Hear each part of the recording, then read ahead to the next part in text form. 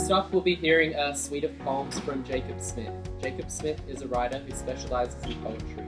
Inspired by Rupi, Kaur, and Sarah Holland-Batt, Jakeb, a cisgender male, gay male, strives to write about the unique, fun life that queer people live. Drawing on his upbringing in the Northern Territory and tangling that with his current life in Brisbane, Jakeb writes a mishmash of queer themes.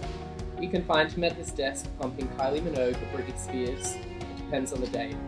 Inspired by Dorothy Parker's The Monkey Mask, he hopes to write a verse novel about his experience growing up in the Northern Territory. Please welcome Jakeb.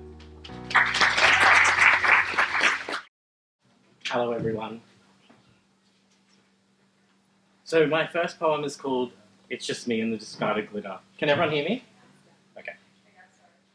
The night ends as it began. I am alone. The only thing that keeps me company are the discarded pieces of glitter on the dance floor. All night I fought to capture your attention, dancing so you'd notice me, but all you noticed was the other guys. I twerked and worked, popped and locked, squeezing and shaking, moving and grooving to the beat of the song, but you didn't notice me. I move closer. I make eye contact with you. My eyes are staring at you. I notice a piece of glitter has landed in your hair. I think I've got you. I think I've won you over. When you look at me, I know that something is wrong. You give me the once over and squint your eyes. You make a half laugh sound. It seems like you feel sorry for me. You move past me, brushing me aside like yesterday's pop song, and start dancing with the guy with the golden tan and dazzling white teeth. You reject me in a way that makes me feel like I never existed. My ego is too bruised to try and flirt with anyone else. My inner saboteur takes over. I have no confidence, so I dance alone all night till it's just me and the discarded glitter. Alright, so my second poem is called Insert Grinder Noise Here. The sound drags me out of my purgatory.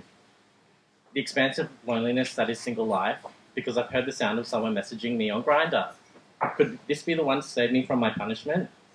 Isn't it awful to think we're all so agonizingly lonely when we're so easily linked? Dating in 2020 is as traumatizing as your mum walking on you masturbating at 14. Because you don't want it to happen to you, but you have to run the risk. Otherwise you're alone. Being gay is hard enough. Yes, things have changed, I do agree. But there seems to be a problem within. The call is coming from inside the house. We're so terrible to each other on dating apps. No repercussions, no consequences, no backlash. So it does not surprise me when I check my messages and see it's another faceless profile wanting sex. What do I expect, I say to myself. It is a hookup app. Annoyed at myself, I sigh, turn off the phone and go back to what I was doing.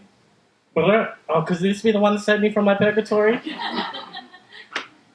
Alright, this one is called Is This What It Would Be Like to Fall Into the Red Spot on Jupiter? There's a dying carcass on the Stuart Highway between Alice Springs and Port Augusta, where the dirt turns red as Mars. The red dust, it surrounds me, suffocates me. You almost feel smothered by its grandeur. Is this what it would be like to fall into the red spot on Jupiter? In the desert, no one can hear you scream, except the spirits of those native people killed long ago. The road trains ride by, dispersing the red dust, staining the roadkill. On closer inspection, you realise the roadkill is a person. The whistling kites smell dead flesh and descent. The kites are chewing at its skin, feasting on its organs and picking on its bones. The high-pitched noise that comes from them, the squawk, the screech, and the squeal, signals they're happy with its prey. It's me. Death finds those lost souls in the desert, especially those who underestimate it. I send into the heavens above, cursing my ignorance. The kites start eating my brain. And then my final poem is called Humour and Deflection. Humour is a great way to hide your loneliness. Let me tell you a joke. What's the difference between ignorance and apathy? I don't know, and I don't care. Ironically, I don't possess the ignorance to be blissful, but I possess the apathy to not do anything about it. First world white person problems.